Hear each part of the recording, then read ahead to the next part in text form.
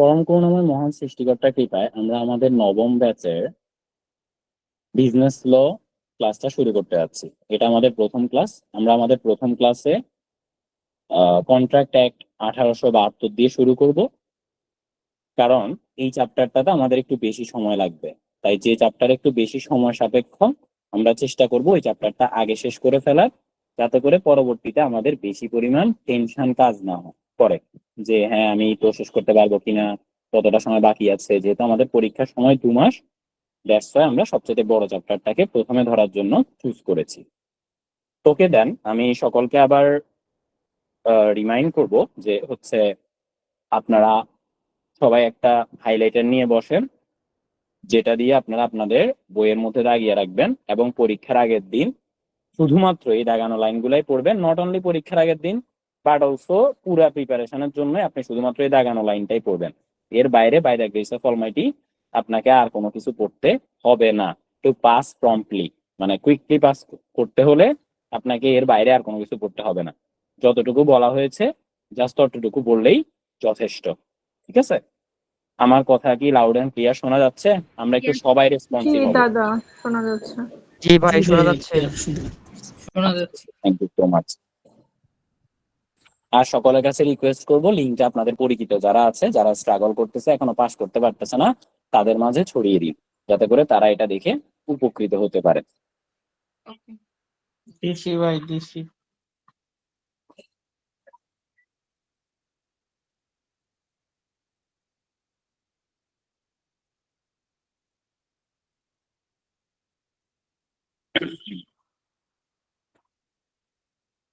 ওকে, তো যথারীতি আমাদের কন্ট্রাক্ট অ্যাক্ট দিয়ে যেহেতু আমরা শুরু করব, আমাদের কন্ট্রাক্ট অ্যাক্টের প্রথমে আমরা অনেকগুলো ডেফিনেশন আছে, এগুলো আমরা দেখি।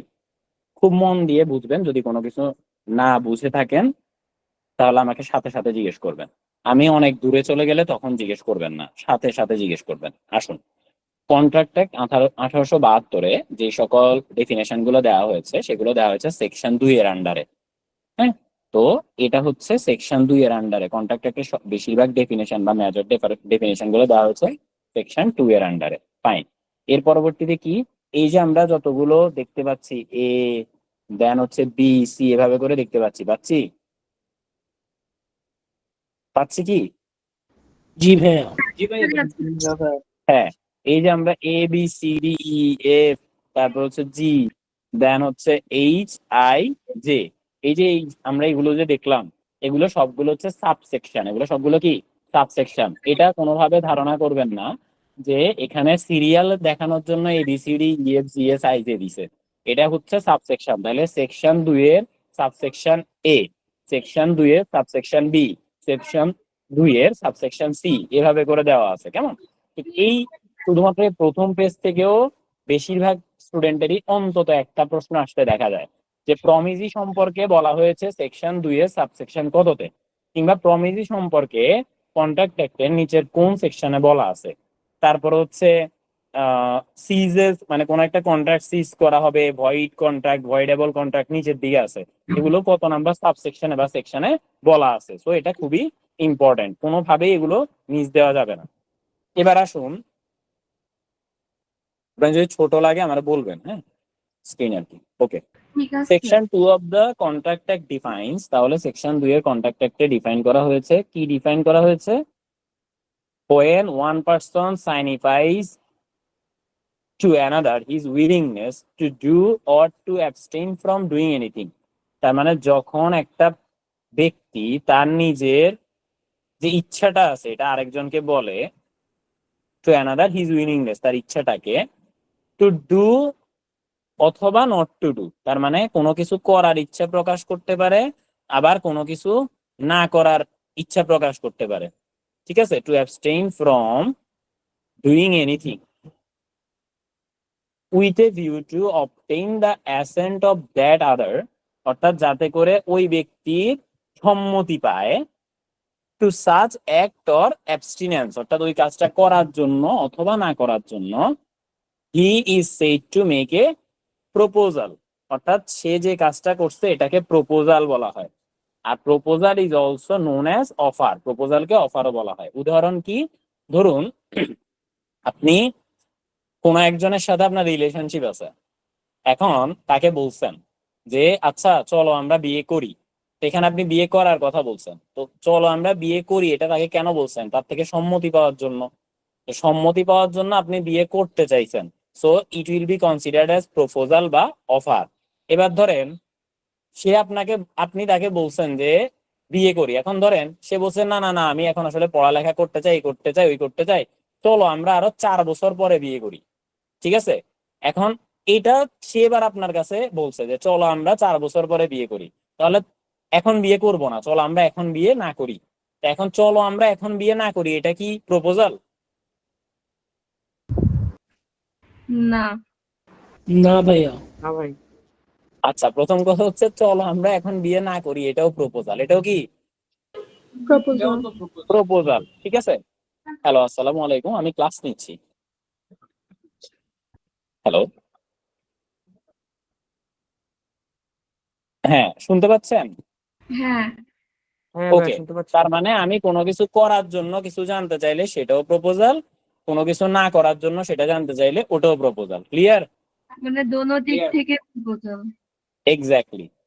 এরপরেরটাতে আসেন, when a person to whom the proposal is made, যাকে প্রপোজাল করা হয়েছে, সাইনিফাইজ হিজ অ্যাসেন্ট দেয়ারটু, এবং সে যদি তার ওই জায়গাতে সাইনিফাই করে, মানে যে সে বলছে ওকে, আপনি করার জন্যটাতে আপনি যখন তাকে বলছেন সে বলছে ওকে, অথবা সে আপনাকে বলছে এখন না করি, তখন আপনি বলছেন যে ওকে, যেটার জন্যই মানে আইদার আপনি ওকে করেন বা সে ওকে করুক, যাই করুক না কেন, তাহলে ওই জিনিসটাকে ধরে নেওয়া হয় যে অ্যাকসেপ্টেড হয়েছে। কেমন? এ proposal when accepted become a promise, যখন সেটা অ্যাকসেপ্টেড হয়ে যায় ওইটাকে প্রমিস বলা হয়। ক্লিয়ার? জি দাদা। এরপর হচ্ছে the person making the proposal is called promisor. তাহলে যে ব্যক্তি প্রপোজালটা রাখতেছে, অর্থাৎ কেউ যদি বলে যে চলেন আমরা বিয়ে করি, কিংবা চলো আমরা এখন বিয়ে না করি, তার মানে তাকে বলা হচ্ছে প্রমিজর। তাকে কি বলা হচ্ছে? প্রমিজর। আর যার কাছে করা হচ্ছে তাকে বলা হচ্ছে প্রমিজি। তাহলে the person accepting the proposal is called promisee. Clear? মানে যে অ্যাকসেপ্ট করার জায়গায় বসবে, মানে যার কাছে করা হবে তাকে বলা হবে প্রমিজি।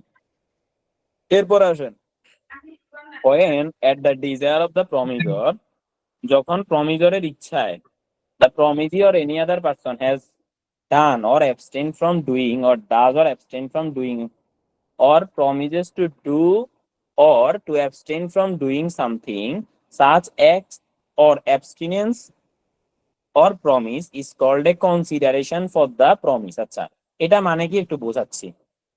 যেই ডিজায়ারের উপর, হয় at the desire of the promisor, প্রমিজারের যে ডিজায়ারের উপর the promisee or any other person কোনো কিছু করে, অথবা কোনো কিছু করা থেকে বিরত থাকে, অথবা অ্যাবস্টেন ফ্রম ডুইং, অথবা প্রমিস টু ডু, অথবা to abstain from doing something, যে জিনিসের উপর ভিত্তি করে। কেমন?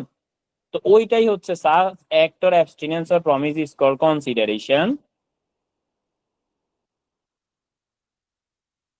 For the promise. অর্থাৎ যে জিনিসের উপর ভিত্তি করে প্রমিসটা সামনের দিকে আগায় ওইটাই হচ্ছে কনসিডারেশন। যেমন আপনি ধরেন কাউকে বিয়ে করতে চাচ্ছেন, আপনি তাকে বলছেন যে আহ তুমি, মানে আমি যদি তোমাকে বিয়ে করি, আমি তোমাকে প্রথমবারেই হচ্ছে সিএতে পড়ালেখার ক্ষেত্রে অনেক বেশি পরিমাণ হেল্প করব। সেকেন্ডলি হচ্ছে তোমারে সবার আগে আইফোন 16 প্রো ম্যাক্স দিব, এই দিব, সেই দিব, অনেক কিছু। ঠিক আছে, এই যে আমরা এই জিনিসপত্রগুলো দিব বলতেছি এবং সেগুলো চিন্তা করে, বা হচ্ছে আমি তোমাকে অগাধ ভালোবাসা দিব, এইগুলো এগুলা, তাহলে এগুলো হচ্ছে কি কনসিডারেশন। এগুলো কি? Consideration. Consideration. Okay. Every promise or every set of promise forming the consideration for each other is an agreement. যে জায়গায় উভয় দিকে কনসিডারেশনের বিষয় ক্রিয়েট করা হয় ওইগুলাকে এগ্রিমেন্ট বলা হয়। তো ধরেন আপনি তাকে কোন একটা কিছু দিবেন, সে কি আপনাকে দিবেন? আপনি কিছু ডিজার্ভ করেন না? আপনিও তো করেন।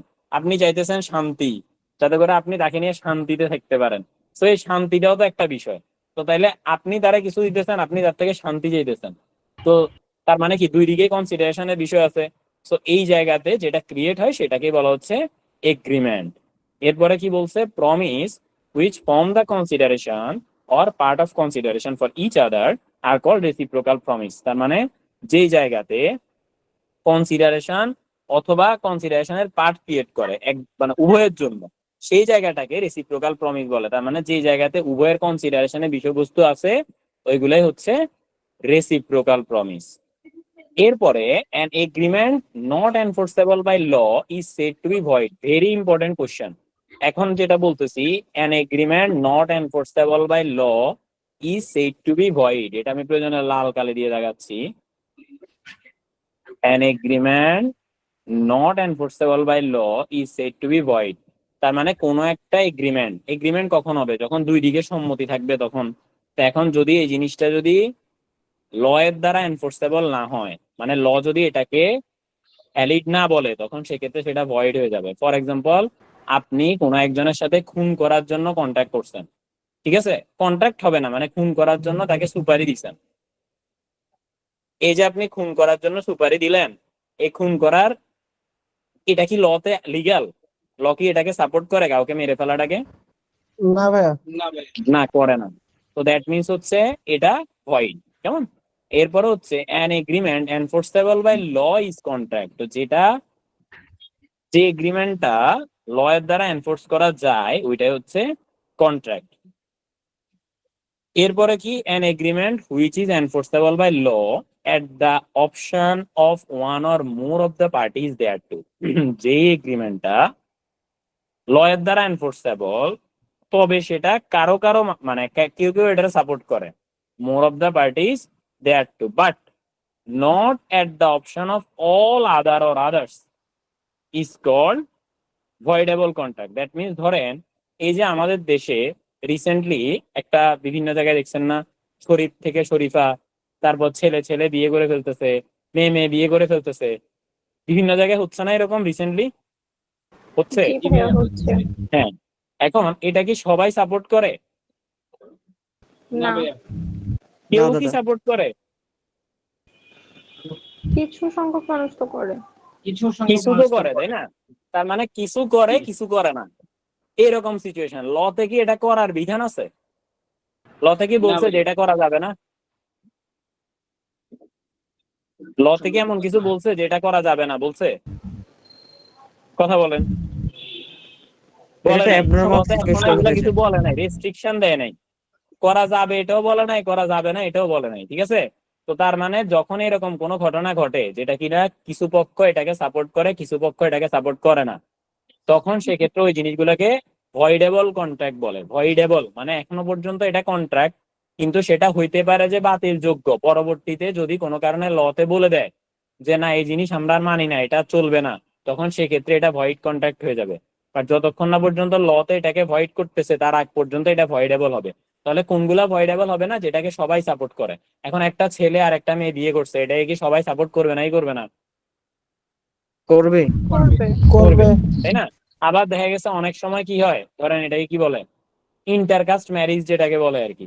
বা ধরেন হিন্দুর সাথে মুসলিমের বিয়ে, বৌদ্ধর সাথে খ্রিস্টানের বিয়ে, হিন্দুর সাথে খ্রিস্টানের বিয়ে, এভাবে হয় না? এই জিনিসকেও তো অনেকে সাপোর্ট করে আবার অনেকে সাপোর্ট করে না, তাই না? জি। হ্যাঁ, জি দাদা। তো তার মানে ওই জিনিসগুলোও ভয়েডেবল পর্যায়ে আছে যদি মানে কিছু কিছু ব্যক্তি এটাকে সাপোর্ট না করে থাকে। তো কিন্তু যদি এটা সরাসরি সার্কুলার দিয়ে লতে এক পাশ করার মাধ্যমে বন্ধ করে দেয়, তখন সেক্ষেত্রে সেটা ভয়েড কন্ট্রাক্ট হয়ে যাবে।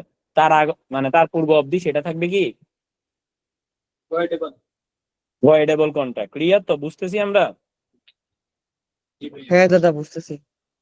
ওকে, বুঝতেছি। এবার হচ্ছে a contract which ceases to be enforceable by law, যে কন্ট্রাক্টটা ল দ্বারা এনফোর্স করার থেকে বাদ দেয়া হয়েছে, becomes void when it ceases to be enforceable. ধরেন এই যে আমরা ভয়েডেবল কন্ট্রাক্টের কথা বলা হয়েছে, এটা কি এখনো লতে এনফোর্স করা হয়েছে যে এটা কন্ট্রাক্ট করতে পারবে, কিন্তু ল যদি এটাকে বন্ধ করে দেয়, সিজ করে দেয়, তখন সেক্ষেত্রে সেটা ভয়েড হয়ে যাবে। শেষ। ক্লিয়ার?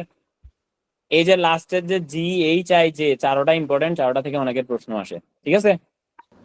এবার দাদা আসো। যেটা আরেকবার একটু বলেন তো দাদা, যেটা লাস্ট ওয়ান কোনটা? যে যে যে আচ্ছা, জি। যে মানে হচ্ছে যে এখানে বলা হয়েছে কোন একটা কিছু ল এর দ্বারা এতদিন এনফোর্সেবল ছিল, এখন ল সেটাকে বাতিল করে দিলে এটা ভয়েড কন্ট্রাক্ট হয়ে যাবে। শেষ। বুঝছেন? হ্যাঁ দাদা, ক্লিয়ার। হ্যাঁ, এবার হচ্ছে ডেফিনেশন অফ কন্ট্রাক্ট, আমরা বলছি সবকিছু এতক্ষণ ধরে কাহিনী। তো অ্যাজ পার সেকশন 2 এর H of the contract act 1872 এখানে বলছে যে কন্ট্রাক্ট কোনটা। তার মানে আমাকে যদি বলা হয় যে কন্ট্রাক্টের ডেফিনেশন মূলত কন্ট্রাক্ট অ্যাক্টের কোথায় দেওয়া হয়েছে, অ্যাজ পার সেকশন 2 এর H of the contract act 1872। আপনারা চাইলে এই সংজ্ঞাটাকেও জাস্ট মুখস্থ রাখতে পারেন যে এটাও এন কি agreement enforceable by law is a contract. কি বলছেন? এটাও কি ইম্পর্টেন্ট? হ্যাঁ, তো আমি তো লাল কালি দিয়ে দাগাচ্ছি, তাই না? না, ঠিক আছে। ওকে, এবার ভাইয়া আসেন। আপনি সবুজ বা লাল যে কোনো কালি দিয়ে দাগাচ্ছেন, যেগুলো সবগুলাই কি ইম্পর্টেন্ট? হ্যাঁ, আমি দেখবেন কিছু জায়গায় পড়াবোই না, বলবো যে এটা বাদ, যেটা বলবো যে বাদ মানে এটা বাদ, উইথ নো কোশ্চেন অ্যারাইজ, এটা বাদ। ঠিক আছে, মানে if you have trust on me. আর যদি এটা না থাকে তাহলে কিছু করার না। আমি বলবো যে যদি আমার উপরে ট্রাস্ট না থাকে তাহলে এখানে জয়েন করার কোনো মানে হয় না। ঠিক আছে, এবং ক্লাস দেখারও কোনো মানে হয় না। So you have to believe me, like আমি যেটা হোয়াট আই এম সেইং। এবার দেখুন, এখানে স্টেজ গুলা মনে রাখতে হবে, 4টা স্টেজ, এটাও ইম্পর্টেন্ট। স্টেজ 1, 2, 3, 4। প্রথমটাতে বলছে যে প্রপোজাল, প্রপোজাল বা অফার প্রথমে হয়। প্রপোজাল বা অফার কে দেয়?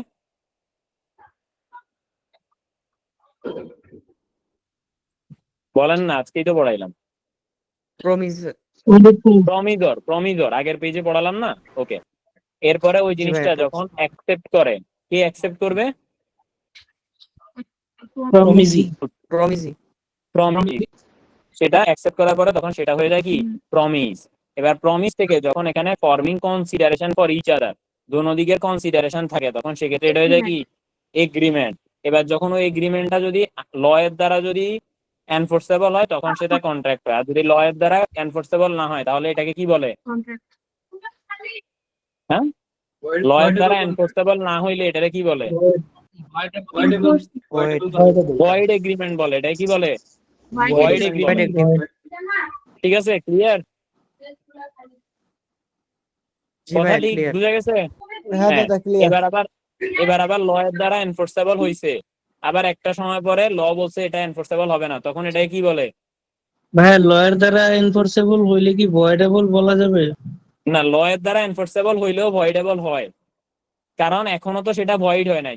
যখন ল পুরাপুরি বাদ দিয়ে দিবে তখন সেটা ভয়েড হবে। ধরেন ধরেন এই যে আমাদের যে আলেম সমাজ আছে তারা কি মানে যে আহ হিন্দু ধর্ম আর মুসলিম ধর্মের কেউ যদি বিবাহ করে তাহলে সেক্ষেত্রে যদি ধর্ম পরিবর্তন না করে, আইদার সে ধর্ম থেকে ওই ধর্মে যাবে, এরকম কোন একটা কিছু যদি না হয় তাহলে বিয়ে হয়েছে বলে আলেম সমাজ এটাকে গণ্য করে? না করে বলেন, না। করে না। কিন্তু এই যে বিয়ের সিস্টেমে 1872 সালের কন্ট্রাক্ট অ্যাক্ট অনুসারে ওই বিয়েটা হয়। ওই বিয়েটা কিভাবে হয় জানেন? ওই বিয়েতে বলা হয় যে আমি আমার ধর্ম ত্যাগ করিলাম, তুমি তোমার ধর্ম ত্যাগ করিলা, এটা চিন্তা করে দেন বিয়েটা হয়। এখানে কেউ মানে যদিও আলটিমেটলি দুইজন দুজনের ধর্ম পালন করে, দুজন দুজনের ধর্ম মানতেছে, এটা বলা আছে মুখে মুখে, কিন্তু একতে বলা আছে যে আপনি আপনার ধর্মকে ত্যাগ করে দেন বিয়ে করতেছেন। আপনি আলটিমেটলি কোনো ধর্মেই নাই, মানে আপনি ধর্মকে আপাতত মানতেছেন না, আপনি মনুষ্যত্বকে প্রায়োরিটি দিচ্ছেন। সো এই জায়গা কি সবাই মানবে? আলেম সমাজ কি মানে? এটা বলবে যে না এটা মানবো না, এই হয়েছে সে হয়েছে, তাই না? তো এখন এটাকে আপনি কি বলবেন তাহলে? এক প্রকার কন্ট্রাক্ট না এটা? এটা তো কন্ট্রাক্টই, এটা তো অবশ্যই কন্ট্রাক্ট। এটা কি কন্ট্রাক্ট? ভয়েডেবল এটা ভাইয়া। ভয়েডেবল কন্ট্রাক্ট। ভয়েডেবল টাইপ ধরে নিতে পারেন। কেন? কারণ এখানে কেউ মানতেছে কেউ মানতেছে না। এখন যদি লতে এটা পুরো বাদ দিয়ে দেয় তখন সেটা ভয়েড হয়ে যাবে। বোঝা গেছে? কথা কি জি ভাইয়া পরিষ্কার? বোঝা গেছে। জি জি। জি ভাইয়া। আচ্ছা, ওকে। এবার দেখেন এসেনশিয়াল এলিমেন্ট অফ কন্ট্রাক্ট। তাহলে একটা কন্ট্রাক্ট হতে হলে সেটার মধ্যে অবশ্যই কিছু এসেনশিয়াল এলিমেন্ট থাকতে হবে। দাদা সেটা এই যে হচ্ছে, লাস্টের কথাটা একটু বলেন, লাস্টের যে কথাটা বলছেন। আচ্ছা লাস্টের কথাটা বললাম যে যদি কোনো কারণে কোনো একটা কন্ট্রাক্ট হয় সেটা যদি লতে বলা থাকে তখন সেই ক্ষেত্রে আপনি ওইটাকে ধরে নেবেন, মানে সেটা কন্ট্রাক্ট হইছে।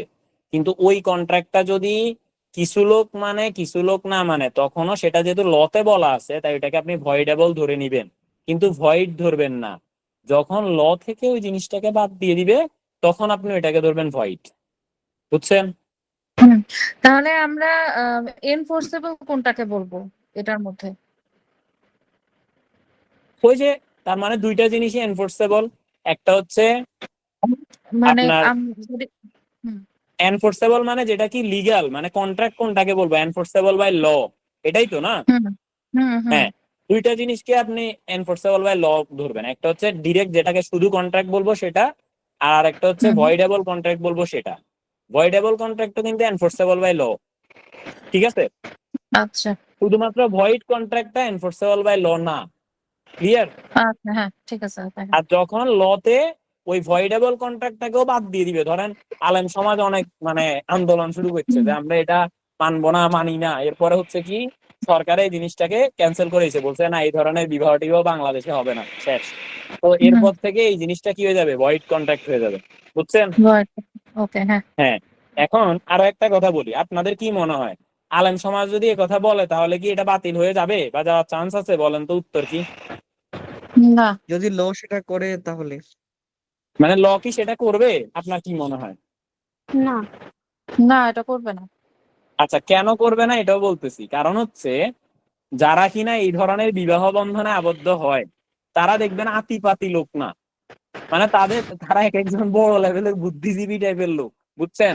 দেখবেন ঢাকা হুম ইউনিভার্সিটির টিচার, তারপরে বিভিন্ন বড় বড় মানে ধরেন মন্ত্রী পদস্থ, তারপরে হচ্ছে মানে খুব সাংস্কৃতিক কর্মকাণ্ড এই সকল ব্যক্তিবর্গের লোকরা এগুলা করে। তো এখন তারা কি মানে যদি তারা এই জিনিসটা যদি ভয়েড হয়ে যায় তো তাইলে তো তারা কই যাবো? তারা কি তাদের বউ বাচ্চা ছেড়ে দিবে নাকি? না। তো তার মানে এটা কখনোই হবে না, বুঝছেন? এবার দেখেন এরপরে কি হলো, এসেনশিয়াল এলিমেন্ট অফ কন্ট্রাক্ট। এবার এগুলা কন্ট্রাক্টে অবশ্যই থাকতে হবে, যাকে এসেনশিয়াল এলিমেন্ট বলে। মানে একটা কন্ট্রাক্ট হইতে হইলে এগুলা থাকা দরকার। তাহলে কয়টা জিনিস থাকা দরকার? 9টা জিনিস। কি কি? Offer and acceptance. প্রথমত একজনে অফার করবে, আরেকজন সেটাকে অ্যাকসেপ্ট করবে, প্রথম কাহিনী। Second one is intention to legal relationship. Contract হইতে হলে এটা অবশ্যই ল দ্বারা এনফোর্সেবল হইতে হবে। লফুল কনসিডারেশন, এখানে যে জিনিসটা থাকবে এটা অবশ্যই লফুল হইতে হবে। আপনি যদি ধরেন কথার কথা, আমি কাউকে বিয়ে করতে যাই, তাকে আমি যদি বলি যে আমি তোমাকে সুখে রাখবো, শান্তিতে রাখবো, it is lawful consideration. But সে যদি আমাকে বলে যে তুমি আমাকে তখন বিয়ে করতে পারবা, আমার বাবাকে ওরা খুন করছে, তুমি যাই তার কল্লাটা কিনে এনে মানে কেটে এনে আমার টেবিলের উপর রাখি দিতে পারলে আমি তোমারে বিয়ে করবো। তো এটা কি লফুল কনসিডারেশন হইলো? না ভাইয়া। না। এরপর হচ্ছে যে ক্যাপাসিটি অফ পার্টিস। এখন কোন একজন ব্যক্তি আপনাকে বলছে এই দিবে সেই দিবে, কিন্তু সে নিজে হচ্ছে ফকির। তো তাইলে তো এটা দেখতে হবে যে ওই পার্টির ক্যাপাসিটি আছে কিনা, বা ওইটা কন্ট্রাক্ট করার ক্যাপাসিটিও তার আছে কিনা। কারণ একটা কন্ট্রাক্ট হইতে হইলে তাকে অবশ্যই সুস্থ মস্তিষ্কের এবং 18 বছর বয়সের হইতে হবে। এরপর হচ্ছে ফ্রি কনসেন্ট, এখানে তাকে জোর জবরদস্তি করে এই কাজটা করানো হয়েছে কিনা। লিগালিটি অফ অবজেক্ট, যে উদ্দেশ্যে কন্ট্রাক্টটা গড়ে উঠতেছে এটার লিগাল কিনা। যে ধরেন বিয়ে করা এটা লিগাল। এখন যদি অন্য কিছু করে, মানে অন্য কিছু বলতে অন্য কিছু আর কি, আমরা সবাই অ্যাডাল্ট, আমরা বুঝি। তো এখন ওইটা কি লিগাল? নর্মালি এটা কি লিগাল? না। না ভাই তো তার illegal। মানে ওইটা কি, ওইটা লিগালিটি অফ অবজেক্ট নাই, মানে কন্ট্রাক্ট হবে না। এরপর হচ্ছে সার্টেনটি, এটা একটা সুনিশ্চিত হইতে হবে। এরপর হচ্ছে পসিবিলিটি অফ পারফরমেন্স, যে কন্ট্রাক্টটার কথা বলা হয়েছে এটা অ্যাকচুয়ালি পারফর্ম করার মতো ক্যাপাসিটি, ক্যাপাবিলিটি এবং পসিবিলিটি থাকতে হবে। এখন আপনি যদি বলেন যে আমি তোমাকে বিয়ে করতে চাই এবং তোমাকে বিয়ে করলে আমি আকাশের চাঁদটাকে তোমার হাতে এনে দিব, is it possible to perform? না ভাইয়া। না। তো তার মানে এখানে পসিবিলিটি অফ পারফরমেন্সও থাকতে হবে। এরপর হচ্ছে রাইটিং হতে হবে, রেজিস্ট্রেশন হতে হবে এবং লিগ্যাল ফর্মালিটিস থাকতে হবে। শেষ। এতক্ষণ পর্যন্ত যারা যারা ছিলেন সবাই বুঝছেন আমার কথাগুলা? জি বুঝছি। কোনো কোশ্চেন আছে এই অবধি? এই না। অবধি যদি আচ্ছা কিছু না বুঝে থাকেন, যদি এখন না জিজ্ঞেস করেন পরে গেলে কিচ্ছু বুঝবেন না, এক কথায় বললাম কিচ্ছু বুঝবেন না। আচ্ছা আপনি আবার দাদা, লাস্ট যেটা পড়ালেন এখানে একটু আসেন তো। রাইটিং, রেজিস্ট্রেশন, লিগ্যাল মানে হচ্ছে কন্ট্রাক্টটা লিখিত হতে হবে, রেজিস্টার্ড হতে হবে এবং হচ্ছে সেটাতে লিগ্যাল ফর্মালিটি গুলোকে পালন করতে হবে, মানে আইনে যা যা কিছু বলা আছে আর কি। আচ্ছা দাদা, এখানে যে ক্যাপাসিটি অফ পারফরম্যান্স 2.2.4 আর হচ্ছে গিয়ে পসিবিলিটি অফ পারফরম্যান্স 2.2.8, দুটো কি সেম না? না, সেম না। Capacity of Difference perform capacity কোনটা? 2.2.4 ক্যাপাসিটি অফ পার্টিজ আর পসিবিলিটি অফ পারফরম্যান্স আলাদা। ডিফারেন্সটা হচ্ছে ক্যাপাসিটি অফ পারফরম্যান্স পার্টিজ দ্বারা যে ব্যক্তি কন্ট্যাক্ট করবে তার ক্যাপাসিটি বোঝায়, আর পসিবিলিটি অফ পারফরম্যান্স দ্বারা ওইটা তার হাতে নাই। মানে ধরেন একটা কথার কথা যে আপনি বলছেন যে যদি মিস্টার, ধরেন আপনি মিস এক্স নামে একজন আছে, তার আপনি বিয়ে করবেন, কেমন? এখন আপনার বয়স 18 বছর, আপনি সুস্থ মস্তিষ্কের মানুষ, তাহলে কি আপনি তাকে বিয়ে করতে পারেন না? পারেন আমার কিনা? দিক থেকে পসিবল। হ্যাঁ, আপনার দিক থেকে পারেন, তার মানে আপনার ক্যাপাসিটি অফ পার্টি ঠিক আছে। এখন আপনার দিক থেকে আছে, আবার যদি ওই মেয়েও যদি অবিবাহিত থাকে, সে যদি আপনার মানে 18 বছর বয়সের হয়, সে যদি সুস্থ মস্তিষ্কের থাকে, that means capacity of parties both of correct, হ্যাঁ, মানে both of you are okay. আর পসিবিলিটি অফ পারফরমেন্স কি? এবার ধরেন তাদের এলাকার, বা ধরেন সে কখনো আপনাকে বিয়ে করতে পারবে না, কিংবা দেখা গেছে মানে তাদের এটা নিয়ম, চেক করতে পারবে না, সে ধরেন তাদের হচ্ছে ওই কোন একটা নির্দিষ্ট জাত, বা ধরেন আমাদের হিন্দুদেরও যেমন আছে, আপনাদের মানে ইসলাম ধর্ম তো আছে, তাই না? মানে ওই যে সুন্না শিয়া কি কি যেন, সুন্নি মুসলিম শিয়া মুসলিম থাকে না? আমি আসলে একটু কম জানি, তবুও হালকা পাতলা জানি আর কি। তো এখন ধরেন এই যে একটার সাথে একটা বিয়ে হইতে পারে, এরকম কিছু আছে? এতে কোনো হইতে flexible পারে, বাট মুরব্বীরা মানে কি করে, হ্যাঁ আচ্ছা, মুরব্বীরা কাস্ট মানা করে, প্রবলেম আচ্ছা আছে, তারপর হ্যাঁ ধরেন মুরব্বীদের আবার কি ধরেন যাকে আপনি বিয়ে করবেন তার বয়স 18 বছর, সে সুস্থ মস্তিষ্কে, কিন্তু সে আরেকজনের বিবাহিত বউ, তাহলে আপনি তাকে বিয়ে করতে পারবেন না না।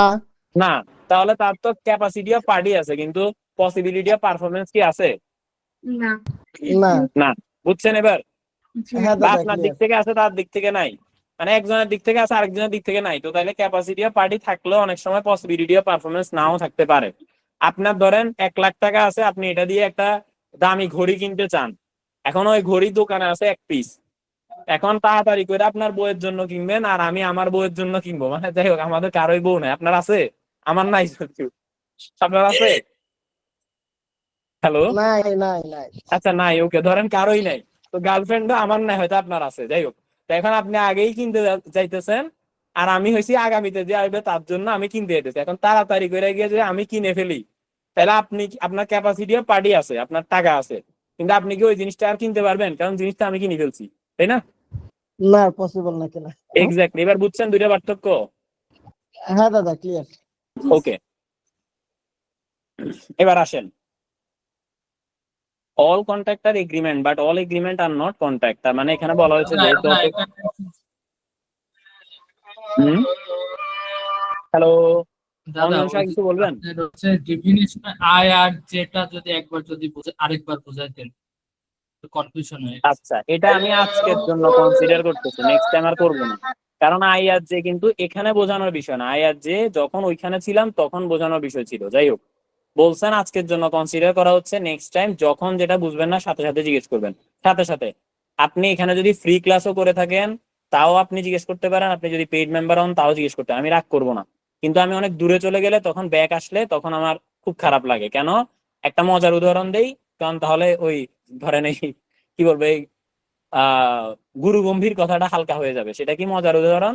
ধরেন আপনি আপনার ওয়াইফকে নিয়ে বিমানে করে আমেরিকা যাইতেছেন, এখন আমি বারবার আগেই বলে দিছি যে যার যা কিছু আছে সবকিছু নিয়ে ওঠেন, পরে কিন্তু আর কিছু আমি যদি বিমান উপরের দিকে টান দেই তাইলে কিন্তু আর কোনো কিছু নেওয়া যাবে না। এখন যদি আমি বিমানকে অলরেডি উড্ডয়ন করে ফেলছি, এটা এখন মাঝ পথে আছে, আপনি যদি বলেন দাদা আমি তো আমার বউকে ফালাই আসছি, তাহলে চলেন তাই নিয়ে আসি, আমি কি আর যেতে পারবো? পারবো? কথা বলেন না কেন? কে যে কথা বলেন উনি বলে না কেন? অঞ্জন না শাহ ভাই আপনি ছিলেন না? হ্যালো?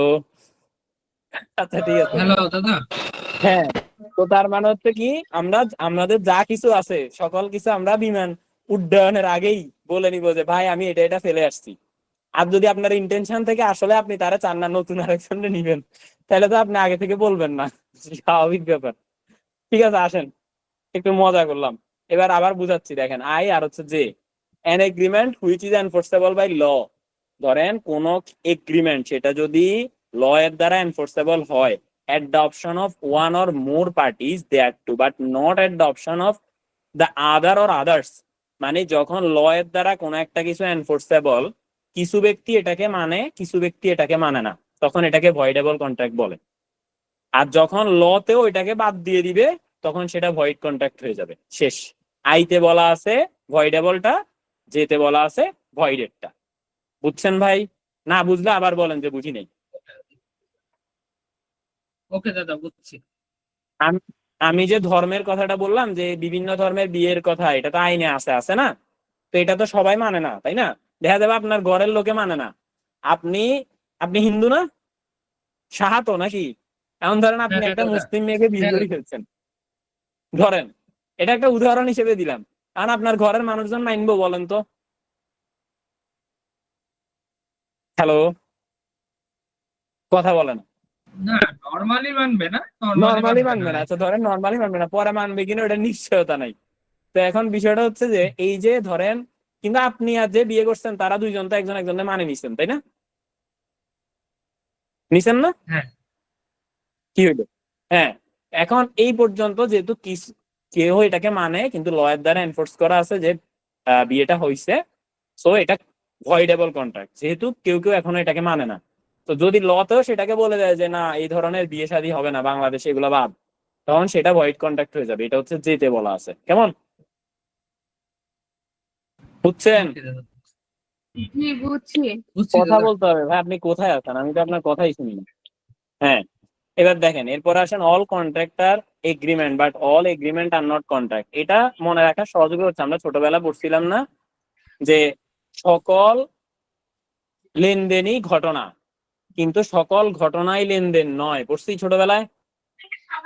জি দাদা পড়ছি। হ্যাঁ। তো তার মানে এটা হচ্ছে যে আপনার যতগুলা এগ্রিমেন্ট আছে, হ্যাঁ, মানে সবগুলাকে আপনি কন্ট্রাক্ট বলতে পারবেন না, কিন্তু সব কন্ট্রাক্ট অবশ্যই এগ্রিমেন্ট হয়েই সেটা কন্ট্রাক্ট হবে। কিন্তু কন্ট্রাক্ট হতে হলে অবশ্যই সেই এগ্রিমেন্টের লিগ্যাল ভ্যালিডিটি থাকতে হবে। যদি ল এর দ্বারা এনফোর্সেবল হয় তখনই সেটা কন্ট্রাক্ট, আদারওয়াইজ সব এগ্রিমেন্ট কিন্তু কন্ট্রাক্ট না। তাই বলা হয়েছে সকল কন্ট্রাক্টই হচ্ছে এগ্রিমেন্ট, কারণ কন্ট্রাক্ট গুলো এগ্রিমেন্ট হয়েই কন্ট্রাক্ট হয়েছে। কিন্তু সকল এগ্রিমেন্ট কন্ট্রাক্ট না, কারণ এগ্রিমেন্টের পরের স্টেজ হচ্ছে কন্ট্রাক্ট। তো এগ্রিমেন্ট যদি লিগ্যাল হয় তাহলে সেটা কন্ট্রাক্ট হবে, আদারওয়াইজ সেটা কন্ট্রাক্ট হবে না, হয়ে যাবে ভয়েড এগ্রিমেন্ট। বোঝা গেছে? তাই বলছে সকল এগ্রিমেন্ট কন্ট্রাক্ট না। বুঝছেন এবার? জি। হুম। এবার বলছে distinction between contract and agreement. এটা একটু দেখেন, ইট ইজ জেনাস, জেনাস মানে হচ্ছে মহাজাতি, আর contract is only a species, species মানে হচ্ছে প্রজাতি।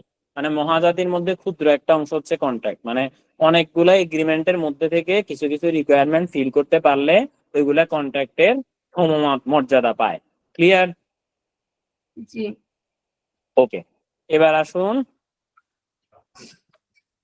প্রপোজাল। এতক্ষণ পর্যন্ত সব বুঝছেন তো সবকিছু না? এখন কিছু কথা বলবে, এগুলা খুব টুইস্টালা কথাবার্তা। খুব মন দিয়ে যদি না বোঝেন তাহলে কিন্তু বুঝবেন না, পারবেন না, ভুল করবেন। আমি আজকে এখানে প্রপোজাল আর হচ্ছে অ্যাকসেপ্টেন্স পর্যন্ত হয়তোবা পড়াবো, কারণ এরপরে গেলে তখন আপনাদের আর মাথায় কিছুই থাকবে না। তো আচ্ছা, রিভোকেশন অফ অ্যাকসেপ্টেন্সও যাব, কনসিডারেশন অফ কন্ট্রাক্টের আগে পর্যন্ত যাব। দেখেন, তো এখানে আসেন প্রপোজাল। প্রপোজালে কি বলছে খুব মন দিয়ে দেখেন। আমরা বলছি যে প্রপোজাল কি, তাই না? মনে আছে তো? জি। যে আমি যদি কাউরে বলি যে তুমি কি আমাকে বিয়ে করবে, তখন আমার দিক থেকে সেটা প্রপোজাল। আবার আমি যদি কাউকে বলি আমি এখন বিয়ে করতে চাইতেছি না, তুমি কি বলো? আমরা তাহলে এখন বিয়ে না করি, এটাও কি? এটাও প্রপোজাল। গুড। এরপর হচ্ছে যে তাহলে এখন আসে উদাহরণে। বলছে the communication of proposal is complete. প্রপোজালের কমিউনিকেশন কমপ্লিট হবে when it becomes to the knowledge of the person to whom it is made। তার মানে প্রপোজালটা কমপ্লিট হবে তখন যখন যার উদ্দেশ্যে আপনি প্রপোজাল করছেন তার কানে ওই জিনিসটা যায়।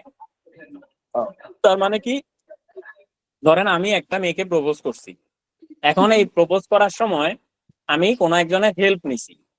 ধরেন এখানে কে আছে, বললাম যে এই যে একটু আগে কোন ভাইয়ের সাথে মজা করলাম না, কে আছিল? শাহিন নামে একজন ছিল। কাহা একজন ছিল না? অঞ্জন সাহা ভাই। অঞ্জন সাহা। আচ্ছা গুড। এখন ধরেন অঞ্জন সাহা, অঞ্জন সাহা এখন ক্লাসে নাই। অঞ্জন সাহা আছেন? হ্যালো। জি দাদা আছি। আছি আচ্ছা দাদা। ওকে ওকে। দেখেন, তো ধরেন আমি অঞ্জন সাহা দাদারে দিয়া, বা দাদা হবে বা আই ডোন্ট নো, উনি আমার সিনিয়র নাকি জুনিয়র, তো ধরেন ওনাকে দিয়ে আমি কি করলাম, কোনো একটা প্রপোজাল পাঠাইছি একটা মেয়ের কাছে যে দাদা আমি ওনাকে পছন্দ করি, আপনি একটু গিয়া ওনারে জানান। এখন আমি ওনার কাছে পাঠাইছি, দ্যাট ডাজন্ট মিন যে আমার দিক থেকে এটা কমপ্লিট হয়েছে। তাহলে এটা কমপ্লিট হবে তখন যখন উনি এই প্রপোজালটা ওই মেয়ের কানে গিয়ে পৌঁছাতে পারবে।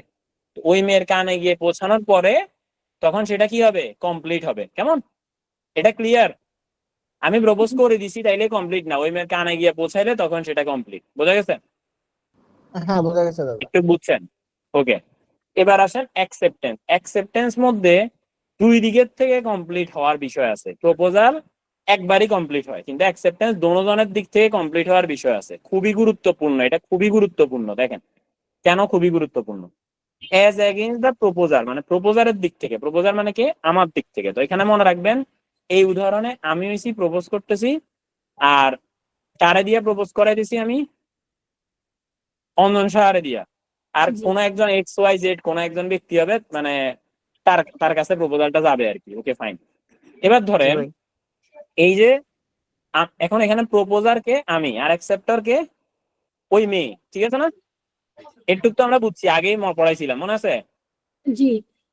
হ্যাঁ, এবার দেখেন প্রপোজারের দিক থেকে কখন অ্যাকসেপ্টেন্স কমপ্লিট হবে, when it is put in a course of transmission to him so as to be out of the power of the acceptor। তার মানে ধরেন যখন এটা অ্যাকসেপ্টরের হাত থেকে ছুটে যাবে। তার মানে কি, ধরেন আমি ওই এক্স এর কাছে প্রপোজাল পাঠাইছি অঞ্জন সাহারে দিয়া, অঞ্জন সাহা সেখানে গেল, এক্স বলছে হ্যাঁ হ্যাঁ আমি বিয়ে করব।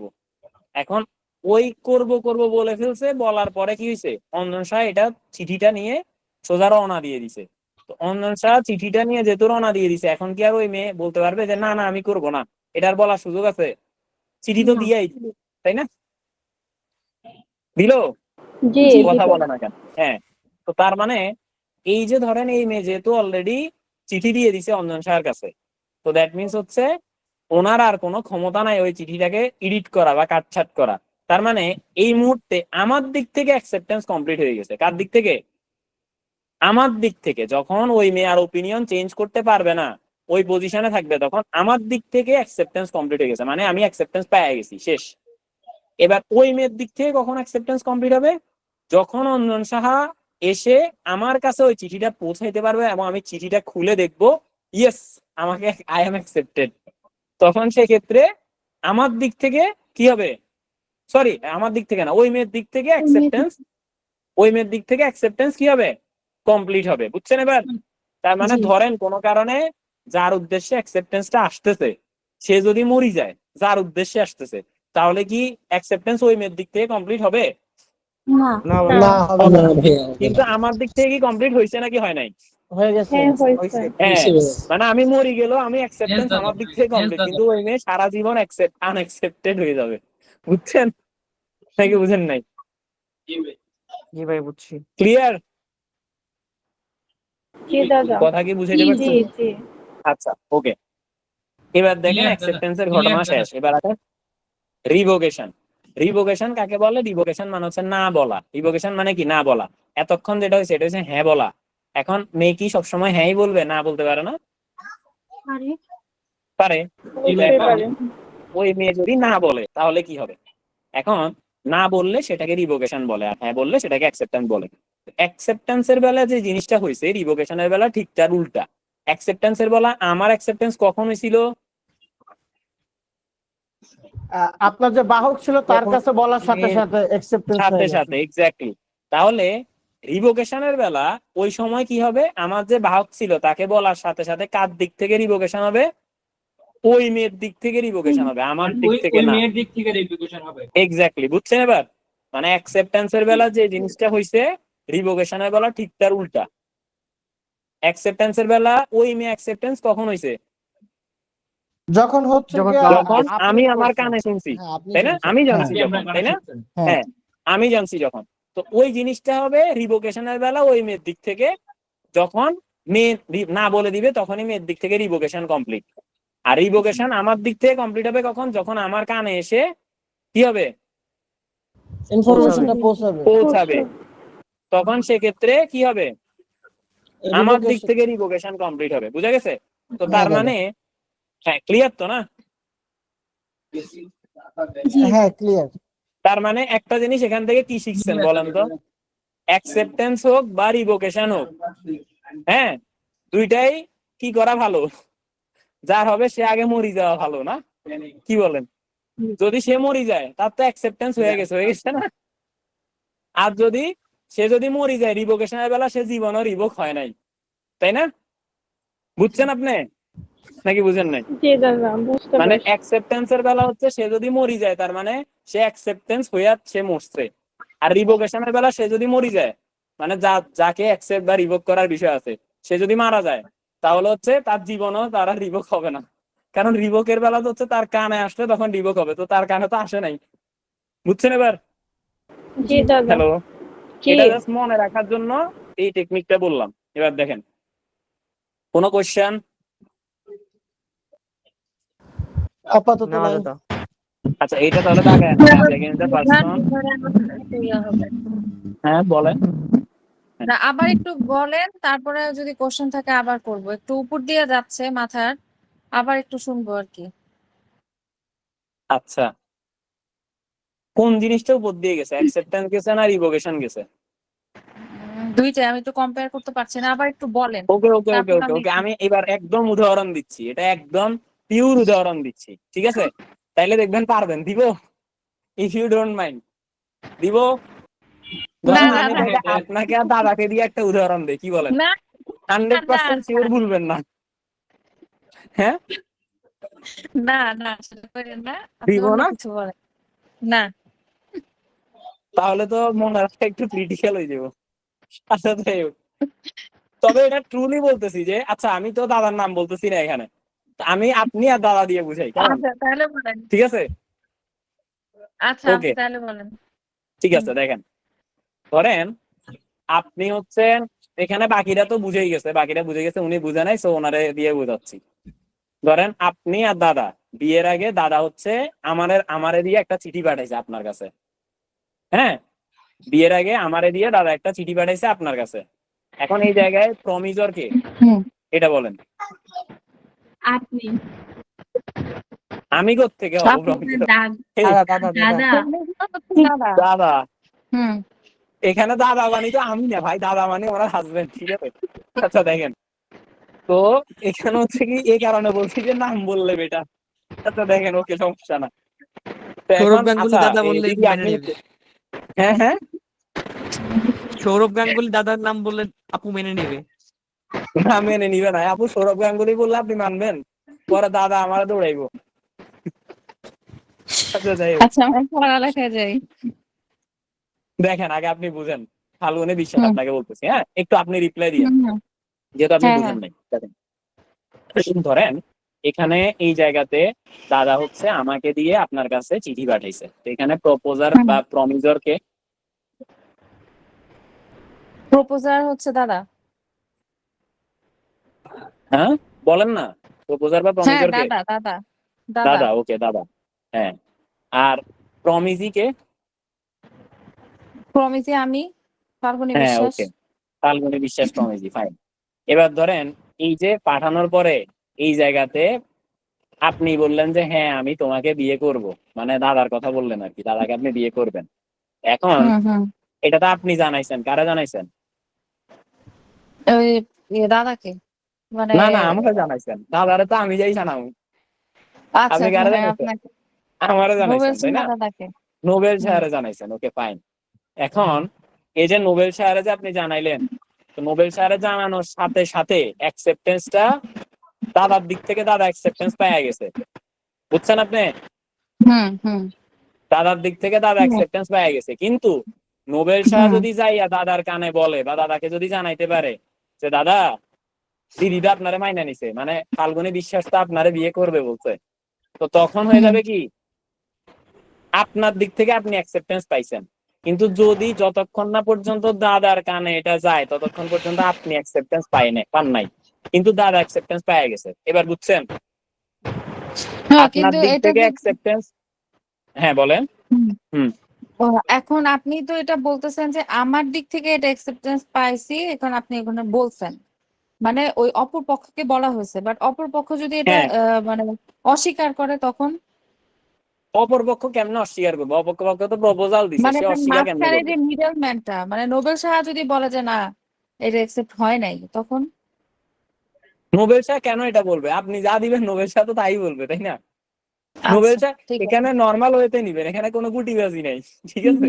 আচ্ছা আচ্ছা, হ্যাঁ এখানে ঠিক কোনো আছে। গুটিবাজি নাই, আপনি যা বলবেন ভাইয়া নোবেল শাহ আজকে গিয়ে কি তাই আরো বলবে। টপিক পড়াবেন? এখানে অ্যাকসেপ্টেন্সটা বোঝানোর বিষয় হচ্ছে যে কখন কার দিক থেকে অ্যাকসেপ্টেন্সটা কমপ্লিট হয়েছে, এটা বোঝানোর বিষয়। তো আপনার আচ্ছা দিক থেকে অ্যাকসেপ্টেন্স কমপ্লিট হবে যখন দাদার কানে যাবে, আর দাদার দিক থেকে ওকে অ্যাকসেপ্টেন্স কমপ্লিট হবে যখন আমার কাছে চলে আসবে। এখনো দাদার কানে যায় নাই, মানে দাদার কানে যাওয়ার আগেই অ্যাকসেপ্টেন্স কমপ্লিট। বুঝছেন আপনি? ওকে জি এবার ক্লিয়ার? এবার যদি এবার আপনি তো বলছেন হ্যাঁ বলছেন, এবার আপনি যদি না বলেন, আপনি যদি কি না বলেন, তো হ্যাঁ বলার বেলায়, হ্যাঁ বলার বেলায় আপনার দিক থেকে অ্যাকসেপ্টেন্স কমপ্লিট কখন হয়েছিল? হ্যাঁ বলার বেলা আমার দিক থেকে যখন আমি হ্যাঁ বলছি। না না না, আপনি হ্যাঁ বলছেন, ওই কথাটা দাদার কানে গেছে, তখন কমপ্লিট হয়েছে না? হ্যাঁ তখন কমপ্লিট হয়েছে, হ্যাঁ। হ্যাঁ, এটা বলতে হবে, পুরা কাহিনী বলতে হবে তো। আর আচ্ছা দাদার দিক আচ্ছা, থেকে হ্যাঁ কমপ্লিট কখন হয়েছিল? যখন আপনি ওনাকে বলছেন। না না, যখন আমার কাছে চলে আসছে, আমি ওনাকে বলার আগেই অ্যাকসেপ্টেন্স কমপ্লিট হয়ে গেছে। মানে একটা কথা বুঝেন, অ্যাকসেপ্ট হয়ে গেল। অ্যাকসেপ্টেন্সটা হচ্ছে আইসা, আমি একটু ওনাকে বলতেছি, হ্যাঁ শুনেন, এই ফাল্গুনী মজুমদার আপনি শুনেন, এই যে হুম যেটা বলতে নিছিলাম সেটা হচ্ছে আপনি যখন অ্যাকসেপ্ট করছেন এবং হুম আমারে জানাইছেন, তখনই দাদার দিক থেকে কমপ্লিট হয়ে গেছে। দাদা এখনো জানে না, তাও দাদার দিক থেকে কমপ্লিট হয়ে গেছে, বুঝছেন? ও মানে আপনি আচ্ছা অ্যাকসেপ্ট করার সাথে সাথে কমপ্লিট হয়ে গেছে দাদার দিক থেকে, কিন্তু আপনার দিক থেকে কমপ্লিট হতে হলে দাদার কানে পৌঁছাইতে হবে। এবার বুঝছেন? জি এবার ক্লিয়ার। তো আমি যদি এবার এবার বলি তাহলে মাঝখানে অ্যাকসেপ্টেন্স একটুখানি আমার এখন, গ্যাপ ছিল। ওকে নো প্রবলেম, এখন আবার প্রশ্ন করতেছি, উত্তর দেন। আপনার হুম দিক থেকে অ্যাকসেপ্টেন্স কখন কমপ্লিট হয়েছে এবার বলেন, আপনার দিক থেকে কখন কমপ্লিট হয়েছে? আমার দিক থেকে যখন আমি আপনাকে বলছি যে হ্যাঁ ঠিক আছে আমি রাজি। এটা তো এবারও দাদার হয় দিক নাই। থেকে কমপ্লিট হয়েছে। আপনার দিক থেকে অ্যাকসেপ্টেন্স কমপ্লিট হয়েছে যখন দাদার কানে গেছে, তখন। বোঝা গেছে? দাদার দিক থেকে অ্যাকসেপ্টটা আপনিই করছেন, অ্যাকসেপ্ট যাই করেন আপনিই করছেন, এটা ট্রু, কিন্তু এটা কমপ্লিট হওয়া হচ্ছে কথা। আমি কি বুঝাইতে পারছি? অ্যাকসেপ্টটা আলটিমেটলি আপনিই করতেছেন, আর যদি রিজেক্ট করেন তা আপনিই করবেন। এখন কমপ্লিটটা কার দিক থেকে কখন হয়েছে, এটা হচ্ছে বিষয়।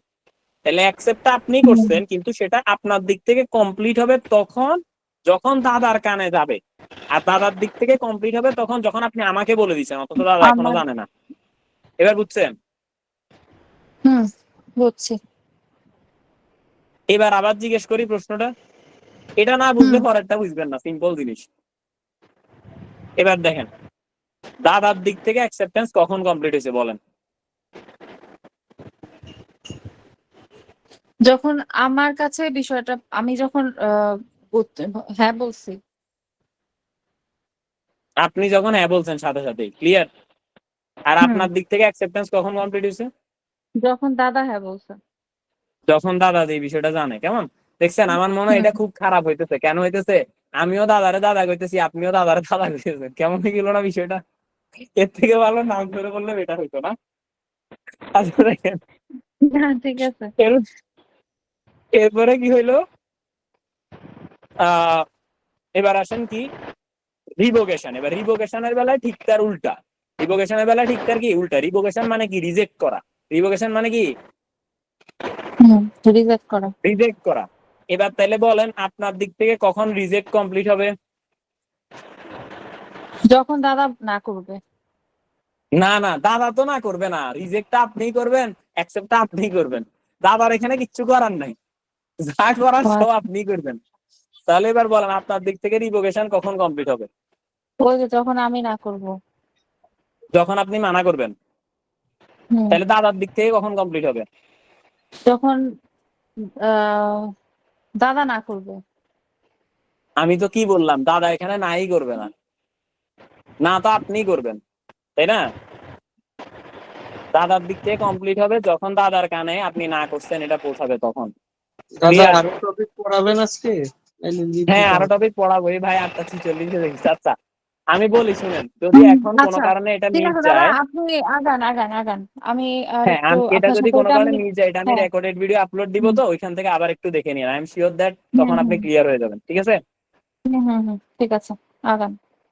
আচ্ছা ওকে, দেখেন আমার মনে হয় পরিচয়টা দিলে আমার জন্য একটু ভালো হতো, কারণ সবাই হয়তো বলতে পারে যে আমি আপনাকে এত প্রায়োরিটি দিচ্ছি কেন। আচ্ছা না দেখেন, থাক, এটা পরেরটা পরেরটাতে যাই।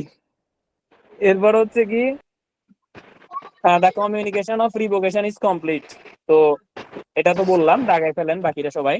হু makes the who makes it who makes it when it is put into the course of a transmission to the person to whom it is made, so as to be out of the power of the person who makes it, or as against the person to whom it is made when it comes to his knowledge. শেষ। এতক্ষণ আমি যা বলছি এগুলো এখানে bookish ল্যাঙ্গুয়েজে বলছে, কেমন?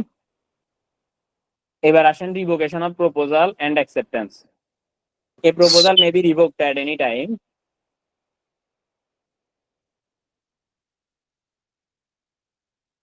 before the communication of its acceptance complete, as against the proposer but not afterward.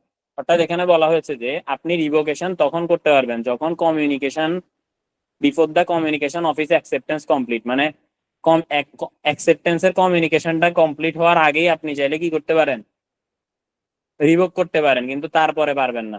এখানে as against the proposer, proposer মানে কি, প্রপোজারের দিক থেকে যে জিনিসটা কমপ্লিট হওয়ার কথা বলা আছে ওইটা হওয়ার আগে আপনি না করতে পারেন। তো প্রপোজারের দিক থেকে কখন অ্যাকসেপ্টেন্স কমপ্লিট হয়, কখন হয়?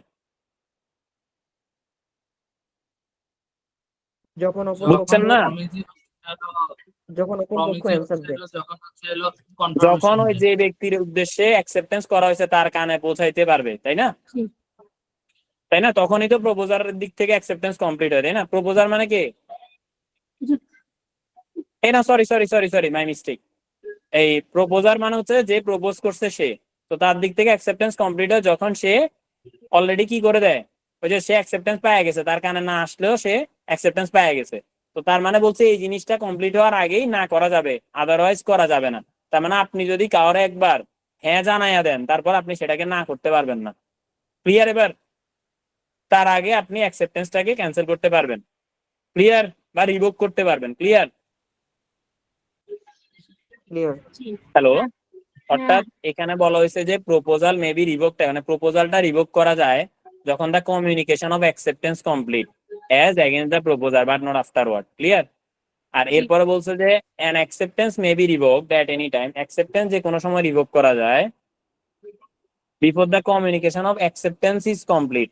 অর্থাৎ একটার বেলা হয়েছে প্রপোজাল কমপ্লিট হওয়ার আগে, একটা হয়েছে অ্যাকসেপ্টেন্স কমপ্লিট হওয়ার আগে, কিন্তু আফটারওয়ার্ড করা যাবে না, শেষ। মানে অ্যাকসেপ্টরের এগেইনস্টে অ্যাকসেপ্টেন্স কমপ্লিট হওয়ার আগে সেটাকে ক্যান্সেল করতে হবে। তো অ্যাকসেপ্টরের এগেইনস্টে অ্যাকসেপ্টেন্স কমপ্লিট হয় কখন, যখন ওই ব্যক্তির কানে যায়, ঠিক আছে? প্রপোজালটা কানে যায়। ক্লিয়ার তো না? জি। ওকে, ইলাস্ট্রেশন গুলো একটু দেখে নিয়েন, কেমন?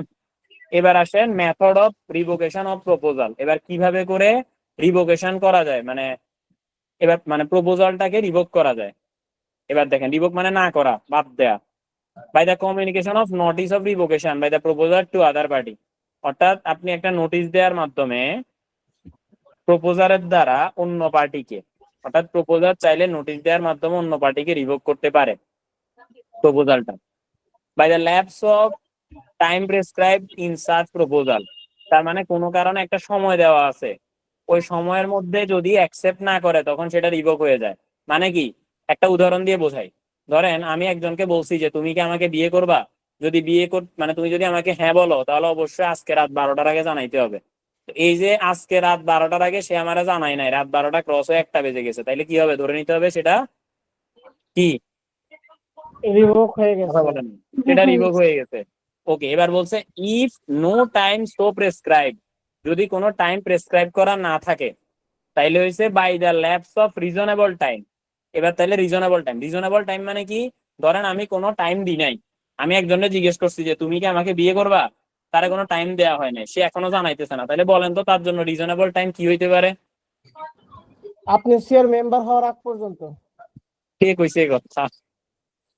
আচ্ছা আমি বলছি না, ভাই। না, না, এটা হচ্ছে আমি বিয়ে করার আগে পর্যন্ত। কি পর্যন্ত? আচ্ছা, বিয়ে করার আগে আমি পর্যন্ত। বিয়ে করার আগে পর্যন্ত। বিষয়টা তো এমন না যে আমি সিএ মেম্বার হলে তারা বিয়ে করতাম না। আমি কি এটা কইছি? তাহলে তো আর এটা ভালোবাসা না, তাই না? তাইলে আমার এটা মনে হইলো যে ওমা তুমি আমাকে তখন করো না, এখন আমার অকাত দেখে আমাকে করছো। বিষয়টা তো এমন না।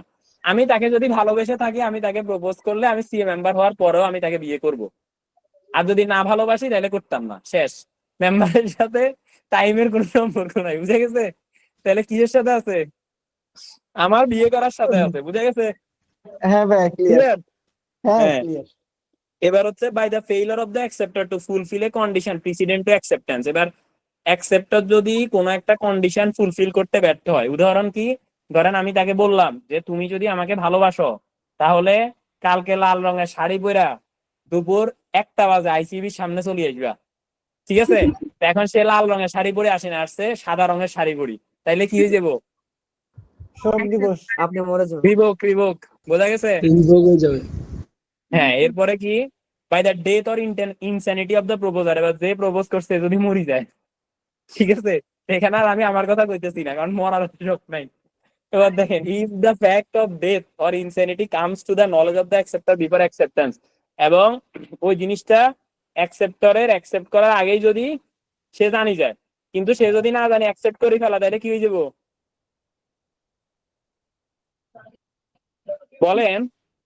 ধরেন আপনি কাউকে প্রপোজ করছেন এবং প্রপোজ করে আপনি মরে গেছেন, সে জানে না যে আপনি মারা গেছেন, সে তো হ্যাঁ বলে দিছে, তাহলে এখন কি আর অ্যাকসেপ্টেন্স ক্যান্সেল হইব আপনার দিক থেকে কখনো? না। না, কারণ আপনি তো অ্যাকসেপ্টেন্স পাই গেছেন, শেষ। তার দিক থেকে কখনো অ্যাকসেপ্টেন্স কমপ্লিট হবে না, বাট আপনার দিক থেকে অ্যাকসেপ্টেন্স কমপ্লিট হয়ে গেছে। ক্লিয়ার? যেটা হ্যাঁ, আমি একটু ক্লিয়ার। আগে বলছিলাম যে যে প্রপোজ করবে মরে গেলে উভয় দিকে তার জন্য ভালো, কারণ অ্যাকসেপ্টেন্স দিলেও ভালো, সে অ্যাকসেপ্টেন্স পাইয়া মরছে, আর রিভোকেশন হলেও ভালো, সে রিভোক হয় নাই। বুঝছেন নাকি বুঝেন নাই? জি দাদা, হ্যালো, বুঝতে পারছি। হ্যাঁ, ওকে। এবার আসেন, কিছু জিনিস পড়াবো, এগুলো খুবই গুরুত্বপূর্ণ। সেটা কি? Special offer, general offer.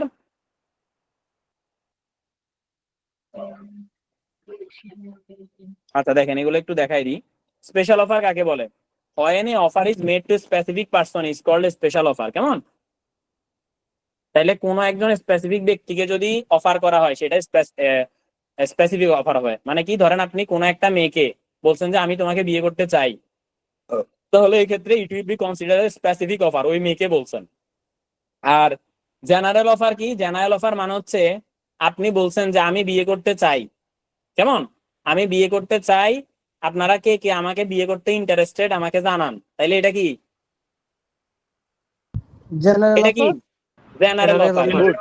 হ্যাঁ, এবার হচ্ছে আরেকটা আছে, এটা হচ্ছে যে এই যে এখানে দেখেন ইনভাইটেশন টু প্রপোজাল নামে একটা জিনিস আছে, কেমন? ইনভাইটেশন টু প্রপোজাল মানে কি এটা একটু বুঝাই দিই। স্পেসিফিক অফার আর জেনারেল অফার তো বুঝছি না, দোনোটাতে আমি জানাইছি যে আমি বিয়ে করতে চাই, ঠিক কিনা?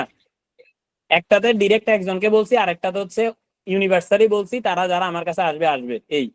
আর আরেকটা হচ্ছে আমি বিয়ে করতে চাই এটাই বলিনি, আমি একটা কথা বলছি কি, যে নোবেল শাহ এখনো সিঙ্গেল আছে। তো নোবেল শাহ সিঙ্গেল আছে, তার মানে বাকিরা বুঝি নিবে নাকি? বুঝছেন নাকি বুঝেন নাই? জি দাদা, এটা বুঝতে হচ্ছে পারছি। Invitation to Invitation to proposal. এর propose। মানে কি? কিছু বলবেন? দাদা আরেকবার একটু বলেন। আচ্ছা, এটা হচ্ছে যে ইনভাইটেশন টু প্রপোজাল। এটা মানে কি? আমি তাকে প্রপোজ করি নাই, আমি তাকে ইনভাইট করছি যে সে যেন আমাকে প্রপোজ করে। বুঝছেন এবার? ক্লিয়ার? আগে দাদা আগের টপিকটা একটু আমাকে বুঝিয়ে কথা বোঝা যাচ্ছে না, আবার বলেন। আমার এই এখানে তিনটা অফার করলেই হবে দাদা। আগের টপিকটা না মিস হয়ে গেছে, মানে আগের যে আগের টপিক কোনটা? 3.05।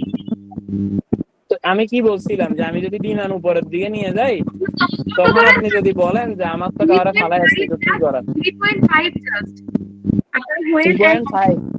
আচ্ছা, 3.5 মানে স্পেসিফিক অফার। ভালো নেটওয়ার্কের মধ্যে থাকবেন সবাই, কেমন? স্পেসিফিক অফার মানে হচ্ছে যে যখন আমি কাউকে ডিরেক্ট কোনো অফার করি, সেটা স্পেসিফিক অফার।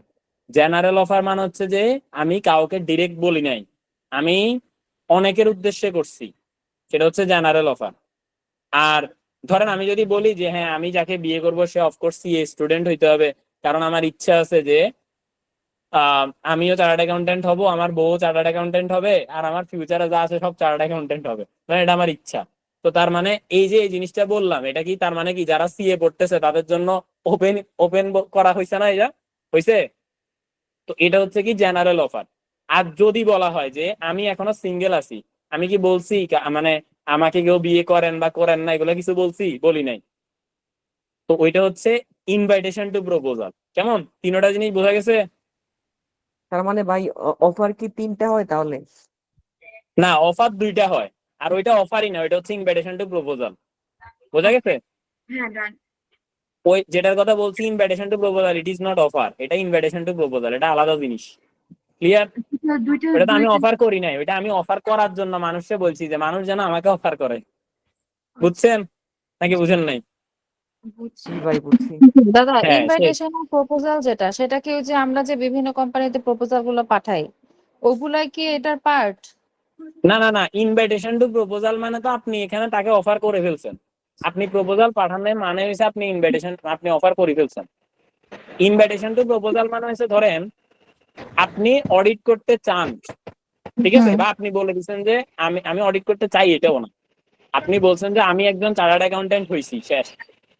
এটা হচ্ছে আপনার জন্য ইনভাইটেশন টু প্রপোজাল। বুঝছেন এবার?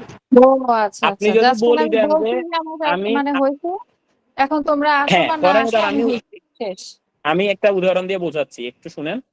ধরেন আমি চার্টার্ড অ্যাকাউন্টেন্ট এবং আমি বলছি যে ভাইয়া আমি আপনার অডিটটা করতে চাই, দিবেন? এটা হচ্ছে কি স্পেসিফিক অফার গেল। আমি বলছি যে আমি মানে চার্টার্ড অ্যাকাউন্টেন্ট হয়েছি এবং আমার ক্লায়েন্ট দরকার, আমার ক্লায়েন্ট দরকার, এটা আমি বলে দিছি। এখন যার যার চার্টার্ড অ্যাকাউন্টেন্টের মাধ্যমে সাইন করানোর দরকার তারা আমাকে অফার দিবে, এটার জন্য মানে কার কার দরকার আছে আমাকে জানান।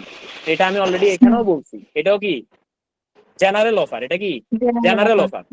আর আরেকটা হচ্ছে যে আমি চার্টার্ড অ্যাকাউন্টেন্ট হয়ে বসে আছি আর আমি জানাইছি যে নোবেল শাহ যে চার্টার্ড অ্যাকাউন্টেন্ট নাও, এটা জাস্ট জানাইছি আর কিচ্ছু কই নাই। এবার যাদের আমারে দরকার তারাই আমারে নক দিতেছে যে ভাইয়া আপনি আমাদেরটা অডিট করবেন নি, ভাইয়া আপনি, আমি কি অডিটের নামও নিছি? নি নাই। এটাই হচ্ছে ইনভাইটেশন টু প্রপোজাল। এবার বুঝছেন? প্রপোজাল সে আমাকে করবে, এটা হচ্ছে ইনভাইটেশন টু প্রপোজাল। এখন আমি যে বললাম যে দুইটাতে আমি বলছি যে আমি তোমাকে বিয়ে করতে চাই, কোন একটা মেয়েকে যদি আমি বলি, আমি তাকে বলছি, এটা স্পেসিফিক। আমি বিয়ে করতে চাই এটা যদি আমি বলি, সেটাও অফার, সেটা জেনারেল অফার। আর আমি বলছি যে আমি সিঙ্গেল, এটা বলছি। তা আমি সিঙ্গেল মানে কি আমি কইছি আমি বিয়ে করতে চাই, এটা বলছি না। এবার যে সিঙ্গেল আছে সে আমাকে বলবে যে আপনি তো ফ্রি আছেন, আমি আপনাকে বিয়ে করতে চাই, করবেন? ওইটা হচ্ছে ইনভাইটেশন টু প্রপোজাল। এবার বুঝছেন? মানে আমি যদি বলি যে আমি এখানে বিয়ের নামই নিলাম না, আমি এখানে ক্লায়েন্টের নামই নিলাম না, তখনই হচ্ছে এখানে কি হবে? ইনভাইটেশন টু প্রপোজাল হবে। ক্লিয়ার তো না? হ্যাঁ আচ্ছা, আজকে মোটামুটি অনেক কিছু বোঝানো হয়েছে। আমার 9টা বাজে আরেকটা ক্লাস আছে, প্লাস প্রফেশনাল লেভেলেরও ক্লাস আছে। সো আজকের জন্য আমি এখানেই রাখতেছি। আর অ্যাকসেপ্টেন্সের যেটা আছে এটা অলরেডি উপরে আলোচনা হয়ে গেছে। যারা যারা আমার সাথে একটা মিনিট, যারা যারা আমার সাথে যোগদান করছে ইচ্ছুক, তারা উপরে যে বিজনেস ল লিখে যে নাম্বারটা আছে, ওই যে 016289565, এই নাম্বারে হোয়াটসঅ্যাপে নক করার জন্য অনুরোধ জানাচ্ছি। ওকে, আর যদি কোনো কোশ্চেন জানার থাকে আপনারা করতে পারেন প্লিজ। দাদা ওই যে সেলফ স্টাডি করার সময় ট্রান্সলেট করতে একটু সমস্যা হয়, সেক্ষেত্রে দাদা কিভাবে পড়লে ভালো হয়, একটু যদি টিপস বা আমি টিপস আপনাকে বলতেন। বলি, প্রথমত হচ্ছে সেলফ স্টাডি করার সময় এখানে সত্যি বলবো আমি, মানে এখানে কোনো কিছু ল এমন একটা সাবজেক্ট যেটা আপনি কোনো না কোনো মেন্টরের হেল্প লাগে বোঝার জন্য। মানে এখানে অনেকে আছে আন্দাজে পাস করে, এটা আছে অনেকে। সো এটা ভিন্ন জিনিস, সে আন্দাজে পাস করে ফেলছে, তারা জিজ্ঞেস করলে সে কিছু পারবে না, সিম্পল। কিন্তু আমাদের এখান থেকে যারা পাস করে তারা কিছু না কিছু পারবে। এখন আপনি হয়তো বলতে পারেন দাদা আপনি কি তাহলে কারো কাছ থেকে হেল্প নিছেন? আমি বলবো যে হ্যাঁ আমিও নিছি। আমি কোন ক্লাস থেকে হেল্প নিছি? এখানে এফসিএ ম্যাম একজন ছিলেন, আমি আপাতত নাম বলতেছি না, কারণ কোন এফসিএ বা এসিএ বা চার্টার্ড অ্যাকাউন্টেন্টের যদি আমি একজনের নাম নেই আরেকজনের নাম না নেই, তাহলে আরেকজন বলবে যে আমি, আমার কাছেও তো করছে, আমার নাম কেন নিল না? ঠিক আছে? তো এটার জন্য আমি নাম নিতেছি না। তবে একজন ম্যাম ছিল, উনি একটা ক্লাস নিছিল, ওইটা রিভিউ ক্লাস ছিল আমাদের। তারপর এছাড়াও অনেক টিচার ম্যাম অনেকেই ক্লাস নিছে, সবারই ক্লাস ভালো, কারণ নিয়ে কোনো কিছু নাই। ওই ম্যামটা ইংলিশে ক্লাস নিছে পুরো ক্লাস, এবং ওই ক্লাসের রেকর্ডেড ভিডিও ইউটিউবে নাই। আমি 10 ব্যাচের স্টুডেন্ট ছিলাম, কেমন? ওইখানে আমি ম্যামের কাছে প্রত্যেকটা জিনিস খুঁটিয়ে খুঁটিয়ে জিজ্ঞেস করে আমি এগুলোর উত্তর বের করছি। এবং এই জিনিসের এই মানে এই রেকর্ডেড ভিডিওটা আমরা আমাদের ওয়েবসাইট মানে ওই যে আমরা আইসিবি থেকেও পাই নাই, পরে কোনো কারণে ছিল না। আর যাই হোক, আমার যা উত্তর পাওয়ার আমি পেয়ে গেছি, এটা হচ্ছে বিষয়। আর আমি বলবো যে যদি ল বুঝে পড়তে হয় তাহলে অফকোর্স কোনো মেন্টরকে কিছু না কিছু একটু হেল্প লাগবেই। তো এখন ওই ম্যামের ক্লাস ইউটিউবে নাই, তবে ইউটিউবে অনেক ক্লাস আছে, আপনি দেখতে পারেন, এই হচ্ছে বিষয়। আর আমাদের এখানে যদি থাকেন, প্রত্যেকটা জিনিস এভাবে বেটে গুটে আমরা খাইয়ে দিব। আপনি জাস্ট শুধু ভালো করে ওই জিনিসটাতে কনসেন্ট্রেশন রাখবেন আর ওইটাতে ফোকাস রাখবেন, দ্যাটস ইট। আর কোনো কিছু লাগবে না। ক্লিয়ার? এখন জি কিছু দাদা, শব্দ আছে, এটা আপনি বাংলা যদি ট্রান্সলেট করতে যান এটা আসবে না। যেমন আপনি আপনি শব্দের কথা বলাতে আমি এটাও বলে দিচ্ছি। ধরেন আপনি ম্যাটেরিয়ালিটিকে বাংলা ডিকশনারিতে সার্চ দিলে আসবে জড়তা। কোথায় ম্যাটেরিয়ালিটি আর কোথায় জড়তা? কিছু হইলো একটা, কিছু হইলো, তাই না? তো এখন এখানে ল বলেন, অ্যাসুরেন্স বা অডিট বলেন, এখানে কিছু শব্দ আছে, এগুলো আপনাকে কোনো মেন্টর থেকে জানতে হবে যেটা অ্যাকচুয়ালি কি বোঝাইছে। এবার সেটা আপনি যার থেকে হোক না কেন, আপনার কোনো সিনিয়র বড় ভাই যদি জানে তাকেও জিজ্ঞেস করতে পারেন, নো প্রবলেম। তবে এটা কোনো ডিকশনারি বা কোনো কিছু দেখে বুঝবেন না। আর যদি অনেক কঠিন হয় তাহলে বাংলা লটা কিনবেন, একগুলা কিনবেন, কিনে এখান থেকে দেখবেন। তবে এটা একটু সময় সাপেক্ষ, কারণ আপনি যে প্রিপারেশন একা একা নিতে যাবেন লতে, এটা কোনো মেন্টরের সাথে নিলে আপনি ওই টাইমে 3-4টা বিষয়ের প্রিপারেশন নিয়ে ফেলতে পারবেন এবং পাশও করবেন। এটা হচ্ছে আর কি সংক্ষিপ্ত সামারি আপনার জন্য আমার পক্ষ থেকে। জি ভাই, থ্যাংক ইউ ভাই। ওকে, এনিথিং এলস টু নো? আর আপনি কোথাও এরকম করে ভেঙে চুরে এভাবে করে দিবে এমন মানে কোথাও এরকম একটা নাই, ঠিক আছে? মানে আমি পাই নাই, হয়তো বা কোথাও আছে কিনা আই ডোন্ট নো, বাট আমি পাই নাই যে এভাবে করে আপনাকে ভেঙে চুরে দিবে, বা কোথাও কোনো অন্যান্য কারো ভিডিওতে বা কোথাও এরকম কোথাও আমি পাই নাই, ঠিক আছে?